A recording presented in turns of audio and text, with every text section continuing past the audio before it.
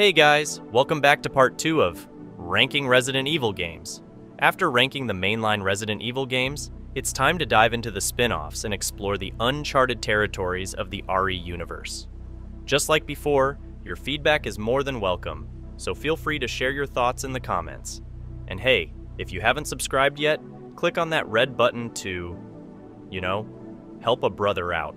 Now, without further ado, let's jump into the video.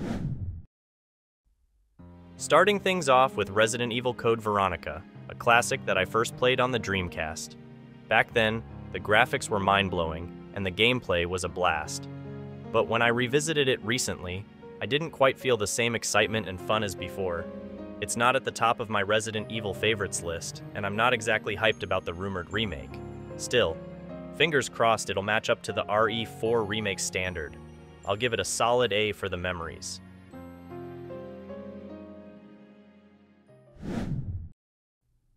Resident Evil Survivor.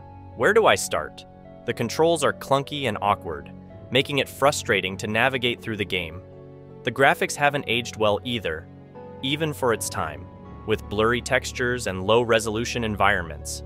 Another issue is the story and poor voice acting, which fails to engage players in any meaningful way. Plus, the game suffers from repetitive gameplay and uninspired level design, making it feel more like a chore than an enjoyable experience. Ranking this C. Resident Evil Dead Aim. As much as it is better than PS1's Survivor, this game didn't go well with me. It is boring and forgettable. Controls are bad, uninspired level design, and it has lots of cheesy dialogues. I honestly couldn't even finish it, though I might one day. Overall, Resident Evil Dead Aim just doesn't offer much in terms of innovation or enjoyment compared to other games in the series. I am unfortunately going to rate this a C.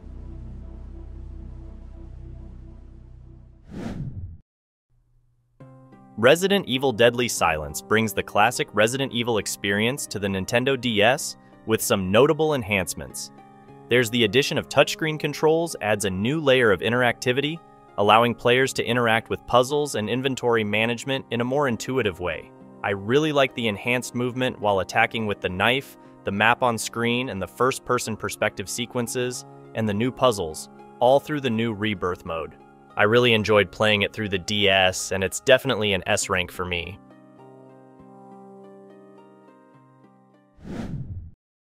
Resident Evil Outbreak and Resident Evil Outbreak File 2 offer unique multiplayer experiences set within the Resident Evil universe. However, I've ranked them as never played, since I haven't had the opportunity to experience their gameplay firsthand.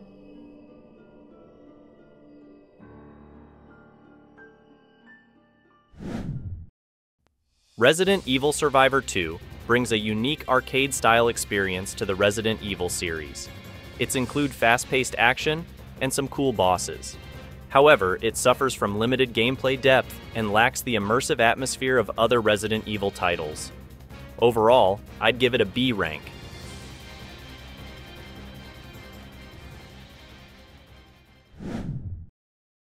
The Umbrella Chronicles and the Dark Side Chronicles delve deep into the lore of the Resident Evil universe, offering players an immersive narrative experience. The games revisit key events from previous Resident Evil titles, providing additional context and insight into the series' overarching story. Players embark on a journey through familiar locations such as the Spencer Mansion and Raccoon City, encountering iconic characters and confronting terrifying bioorganic weapons created by Umbrella. The narrative unfolds through a series of interconnected scenarios, each filled with suspense and memorable moments. These games offer a fantastic blend of nostalgia and excitement, earning them a well-deserved S-tier rank.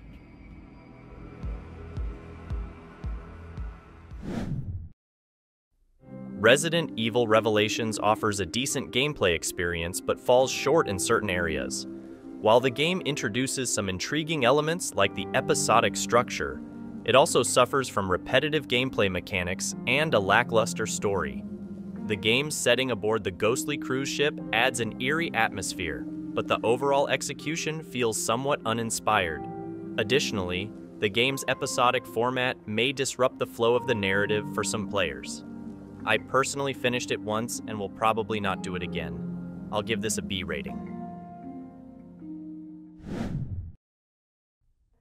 Resident Evil Revelations 2 shines as a great game. It definitely surpasses its predecessor. Starring Claire Redfield, one of my favorite characters, the game delivers a compelling narrative and intense gameplay experience. It is more fun, and I personally enjoyed it more than Revelations 1. It still has that episodic structure, whether you like it or not, but I don't see that as a huge problem. Overall, I enjoyed it and will rate this an A.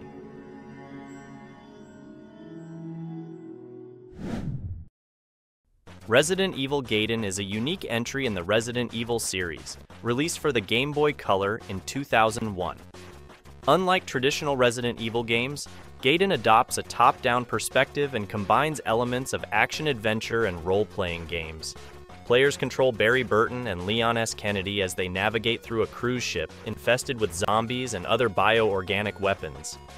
I never played it, and so I can't judge whether it is good or bad, so Emma put it on the never played tier.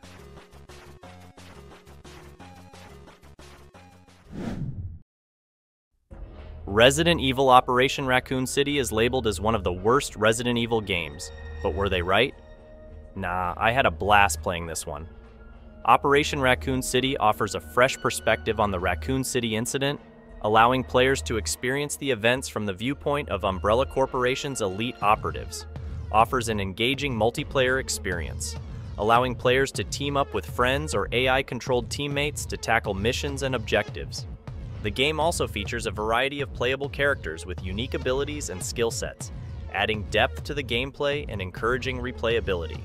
I enjoyed playing this one, and I personally rate it as A.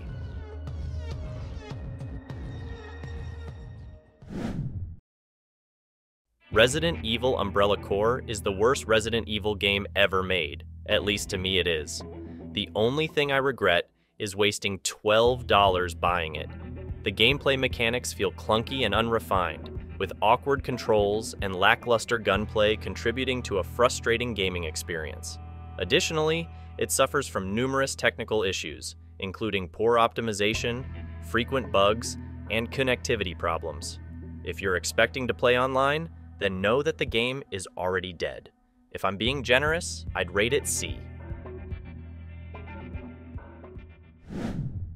As for the remaining games on the list, Resident Evil The Mercenaries 3D, Resistance, and Reverse. I'll mark them as never played because I really wasn't interested in playing them, honestly. Thanks for joining me on this. Let's do this again on other video game franchises. Your feedback is important to me, so please write your personal ranking on the comments down, as I'd love to know how you feel towards each Resident Evil game. Thank you, and see you in the next video.